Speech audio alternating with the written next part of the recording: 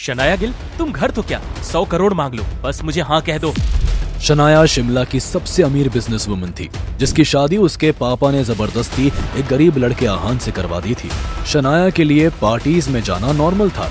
एक important deal के चलते शनाया आज फिर एक पार्टी में आई थी, लेकिन अपने नकारा पति आहान को साथ लाई थी। बिजनेसमैन रोहन ने उन्हें इनवाइट किया था, लेकिन 4 पैग पीने के बाद रोहन के हाव भाव ही बदल गए। एक बात जान लो शनाया, अगर तुम इस निकम्मे आहान को छोड़ दो तो तुम जिस चीज पर हाथ रखोगी वो मैं तुम्हें ला कर दूंगा, बस मेरे पास आ जाओ। एक तरफ था आहान, शनाया का गरीब पति जो पूरी तरह निकम्मा था, और दूसरी तरफ एक अमीरजादा रोहन जो शनाया को पाने के लिए किसी भी हद तक जाने को तैयार था।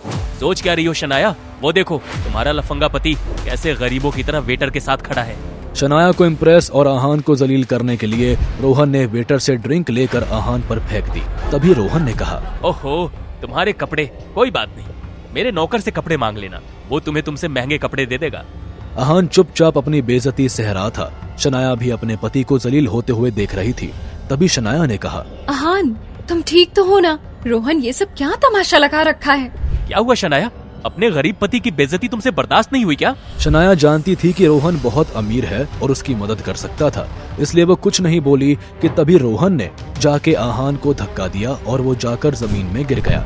सब लोग उस पे दोबारा हंसने लगे। ओह, वो गलती से तुम्हें धक्का लग गया, पर तुम इतने हल्के धक्के से गिर गए, मुफ्त के टुकड़ों पे पला नहीं जा रहा क्या? होटल में सभी हाई क्लास लोग मौजूद थे जिन्हें आहान से घिन आ रही थी। तभी रोहन ने आहान के हाथ पे मारा। अचानक आहान ने अपना बैलेंस खो दिया और तभी उसके पीछे रखी 5 लाख की कांच की मूर्ति गिरकर टूट गई। 5 लाख की मूर्ति तोड़ दी? अबे तुझे पता भी है लाख में कितने जीरो होते हैं?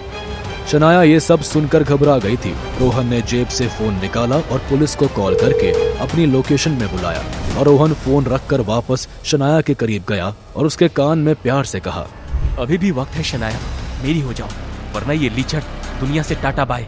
शनाया जब तक कुछ कह पाती उससे पहले होटल की डोरबेल बजी। पुलिस इंस्पेक्टर ने होटल के अंदर कदम रखे और रोहन से कहा, रोहन सर, कौन है वो जिसने आपकी प्रॉपर्टी डैमेज करने की कोशिश की है? छोड़ेंगे नहीं हम उसे।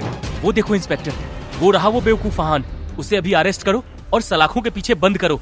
जैसे ही इंस्पेक्टर की नजर आहान पर गई, उसके चेहरे का रंग बदल गया। इंस्पेक्टर के हाथ से उसका डंडा भी नीचे गिर गया।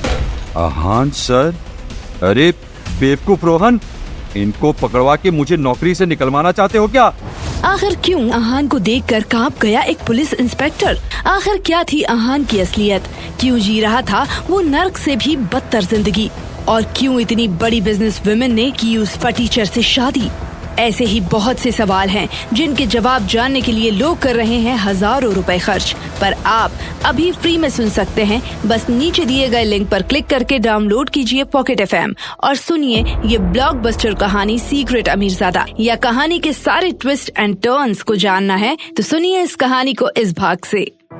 अरे जीजू, क्या गिफ्ट दे रहे हैं दीदी को एनिवर्सरी पर? हाँ, ये क्या देगा? इसकी जेब इसके दिमाग की तरह खाली है।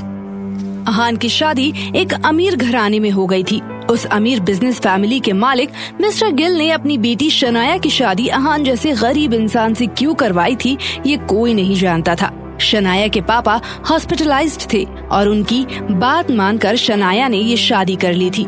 कुछ ही दिनों बाद शनाया के पापा की डेथ हो गई, मगर इसके बाद आहान की हालत उस घर में कुत्तों से भी बदतर हो गई। सारे घर वाले मिलकर उसे जलील करते, यहाँ तक कि शनाया और उसकी सहेलियाँ भी।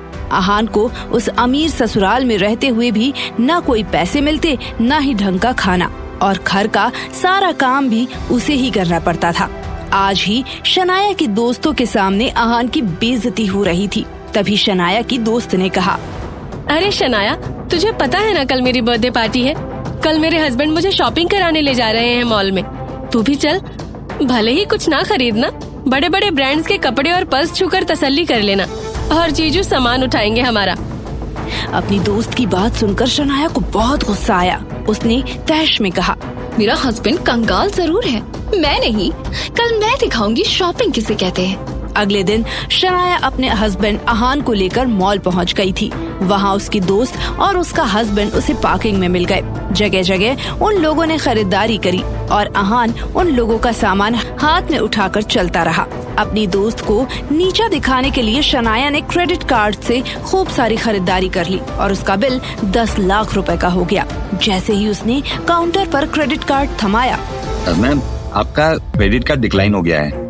ये सुनकर शनाया की दोस्त हंसते हुए बोली, क्या यार शनाया, सुना नहीं तूने, जितनी चादर हो उतना ही पैर फैलाओ।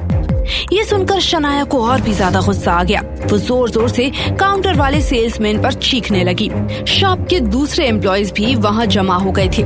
शनाया की दोस्त और उसका हस्बैंड शनाया की बेइज्जती का मजा ले रहे थे। तभी शनाया ने कहा, मेरे कार्ड में कोई प्रॉब्लम नहीं है, बुलाओ अपने मैनेजर को। वहाँ शोर शराबा सुनकर मैनेजर वहाँ दौड़ा दौड़ा आ गया था।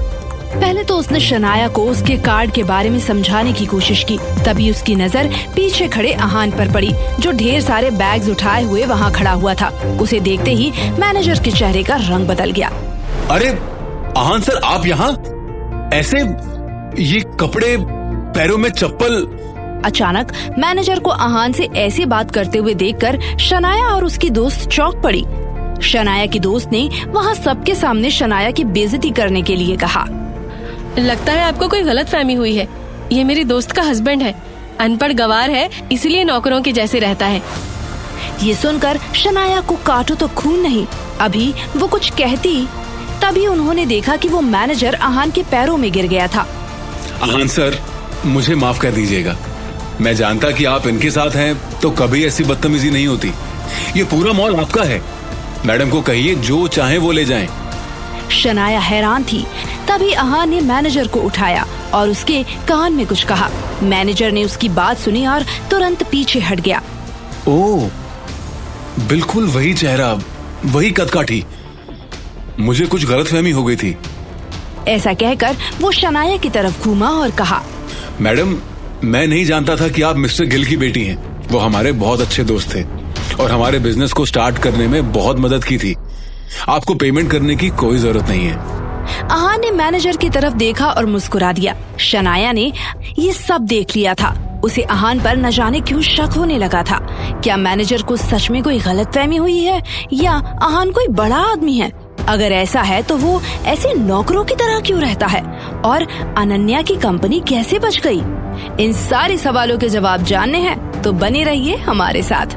वैसे इन सारी घटनाओं के बाद ये सब सवाल शनाया के मन में घूमने लगे थे, मगर अगले ही कुछ दिनों तक घर में अहान के हाव भाव देखकर शनाया समझ गई कि ये सब सच में कोई गलतफहमी थी और वो इस घटना को भूल गई। कुछ दिनों बाद शनाया को शाम में किसी पार्टी में जाना था, जहां शहर के बड़े बड़े बिजनेसमैन आने वाले थे और सबसे खास था फेवरेट एक्टर कीका सिंह। ओह, ड्राइवर को भी आज ही छुट्टी पर जाना था। अहान, अहान। मगर अहान घर में होता तब तो कोई जवाब देता। शनाया का पारा चढ़ गया था। तभी अहान वहाँ आ गया। शनाया उस पर बरस पड़ी। तुम्हारी हिम्मत कैसे हुई मुझसे बिना बताए घर के बाहर कदम रखने की? मुझे राजीव की पार्टी में जाना है। जल्दी सबसे महंगी वाली कार निकालो, वहाँ मेरा फेवरेट एक्टर कीका सिंह भी आने वाला है। अहान वैसे तो घर में बाकी लोगों से कभी बहस कर भी लेता था, मगर अपनी वाइफ शनाया से वो कभी कुछ नहीं कहता था और हमेशा उसकी बात सुन लिया करता था। मगर हाँ, आज राजीव का नाम सुनकर उसके चेहरे का रंग उड़ गया था। मिस्टर गिल की मौत के बाद शनाया की कंपनी की हालत सही नहीं थी और तब राजीव ने शनाया को वादा किया था कि वो उसकी कंपनी में इन्वेस्ट करेगा, मगर असल में उसकी नजर शनाया की खूबसूरती पर थी। वो किसी न किसी बहाने शनाया को अपनी पार्टीज में बुलाता और नशे में उसके साथ डांस करता। अहान उसकी नियत समझता था, इसीलिए उससे चिढ़ता था। अहान अभी ये सब सोच ही रहा था कि तभी शनाया फिर चीखी, अब खड़े ही रहोगे या कार ड्राइव करके ले भी चलोगे? अहान कार में शनाया को बिठाकर होटल की तरफ चल पड़ा। रास्ते में शनाया ने अहान से कहा, सुनो, वहाँ पार्किंग में ही बैठे रहना, भूल से भी राजीव के सामने मत आना, वरना मुझसे बुरा कोई नहीं होगा। अहान चुपचाप उसकी बात सुनता रहा। वो लोग होटल पहुँचे, मगर जैसे ही वहाँ होटल के सामने कार रुकी, उन्होंने देखा राजीव वहीं खड़ा शनाया का इंतजार कर रहा था। राजीव ने शनाया को देखा तो शिकायत करते हुए कहा, अरे कहाँ रह गई थी यार, मैं 1 घंटे से यहाँ खड़ा तुम्हारा इंतजार कर रहा हूँ, सारे गेस्ट भी आ गए हैं। सॉरी राजीव, वो ड्राइवर। राजीव ने ड्राइवर की जगह आहान को बैठे देखा तो जोर जोर से हंसने लगा। समझ गया, इस बेवकूफ को इतनी महंगी गाड़ी चलानी नहीं आ रही होगी। आहान खून के घूंट पीकर रह गया और मन ही मन सोचा कि इस आदमी के पास कितना बेकार का वक्त है कि 1 घंटे से वहाँ खड़ा हुआ इंतजार कर रहा है। और वो कीका सिंह आया क्या? अंदर चलो बताता हूँ। मतलब नहीं आया है? वो यार उसने कहा कि अभी राजीव कुछ कहता तभी कार के अंदर से आहान बोल पड़ा। वो कीका सिंह है, सुपरस्टार। पार्टीज में जाने के भी करोड़ों रुपए चार्ज करता है और फिर भी अपनी हैसियत की पार्टीज में ही जाता है। इतना सुनना था कि राजीव गुस्से से लाल पीला हो गया और आहान को मारने के लिए आगे बढ़ा, मगर शनाया ने उसे रोक लिया। जाने दो राजीव, अभी अंदर पार्टी चल रही है, मूड खराब मत करो। फिर उसने आहान से कहा, तुम अभी तक यहीं खड़े हो? कहा था ना चुपचाप पार्किंग में बैठे रहना। आहान कार लेकर पार्किंग में जाने लगा। तभी राजीव ने गुस्से से कहा, अबे ओए कंगाल, जाता कहाँ है? तेरी हिम्मत कैसे हुई मुझसे ऐसी बात करने की? इसके पहले कि शनाया कुछ कहती आहान बोल पड़ा, जब जेब में पैसे ना हो तो चिल्लर बजाकर शोशेबाजी नहीं करते। ये जो तुम्हारे साथ खड़ी है ना, ये मेरी बीवी है, याद रखना। इतना सुनना था कि राजीव और भी तैश में आ गया और फोन निकालकर किक्का सिंह को फोन करने लगा। रिंग जाती रही मगर किक्का सिंह ने फोन नहीं उठाया। जब 4-5 बार ऐसा ही हुआ तो राजीव ने गुस्से से फोन वहीं पटक दिया और अंदर चला गया। उसके पीछे शनाया भी दौड़ी हुई गई। आहान मुस्कुराता हुआ कार लेकर पार्किंग की तरफ चला गया। क्या जरूरत थी आहान को राजीव से ऐसे बात करने की? अब पता नहीं वो मेरी कंपनी में पैसे लगाएगा या नहीं। अब शनाया राजीव को कैसे मनाएगी? अगर गुस्से में उसने अपने अब तक दिए पैसे वापस मांग लिए तो शनाया की कंपनी गिल कंस्ट्रक्शन बहुत मुसीबत में पड़ जाएगी। गलती मेरी ही है जो मैं इस आहान को इन बड़े लोगों की पार्टी तक लेकर आई। अब कुछ भी करके राजीव को मनाना होगा। अंदर पार्टी शुरू हो गई थी। शनाया और राजीव काफी खराब मूड में थे।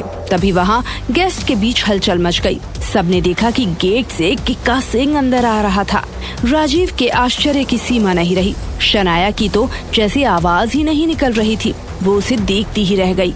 तभी राजीव ने आगे बढ़कर किक्का सिंह को रिसीव किया और कहा, अरे उमंग, आपने तो मना कर दिया था ना?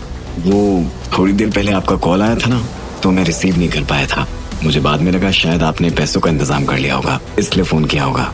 जब मैंने वापस कॉल किया तो ये सुनना था कि तभी राजीव को ध्यान आया कि आहान से बहस के बाद उसने गुस्से में अपना फोन उसने होटल के बाहर ही फेंक दिया था। अभी राजीव गुस्से में खुद को कोस ही रहा था कि तभी किक्का सिंह ने आगे कहा, मैंने फोन किया तो आहान सर ने फोन उठाया।